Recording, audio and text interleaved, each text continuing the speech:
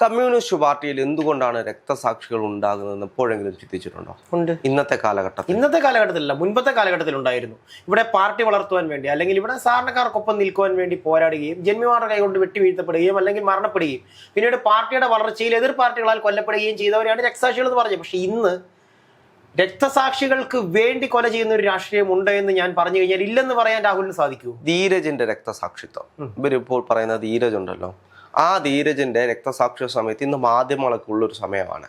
നമ്മൾ കണ്ടതാണ് KSU പ്രവർത്തകരെ വളഞ്ഞിട്ട് ആക്രമിക്കുന്ന ഒരു സാഹചര്യം.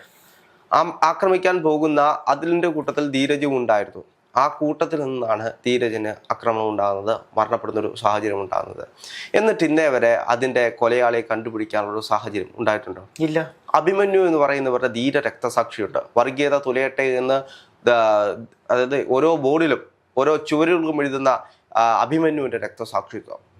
ആ രക്തസാക്ഷിത്വത്തെ അവർ അപമാനിക്കുന്ന രീതിയിലാണ് ഇന്ന് ആ മരണത്തിന് കാരണം SDP തോളോട് തോളി ചേർന്നു. നാൻപത്ത മകനെ നമ്മൾ ഇന്നലെയും പറഞ്ഞിരുന്നു, നാൻപത്ത മകനെ എന്നുള്ള ആ ഒരു അലറിക്കരച്ചിൽ ഇന്നും, ആ ഒരു അമ്മയുടെ അലറിക്കരച്ചിൽ ഇന്നും യഥാർത്ഥ കമ്മ്യൂണിസ്റ്റുകളുടെ കാതിൽ നിന്ന് മാറിയിട്ടില്ല. പക്ഷെ ആ യഥാർത്ഥ കമ്മ്യൂണിസ്റ്റുകളൊക്കെ വർഷങ്ങൾക്ക് മുമ്പേ മരണപ്പെട്ടു പോയി. രാഹുൽ, എത്ര വർഷമായി അഭിമന്യു മരണപ്പെട്ടിട്ട്?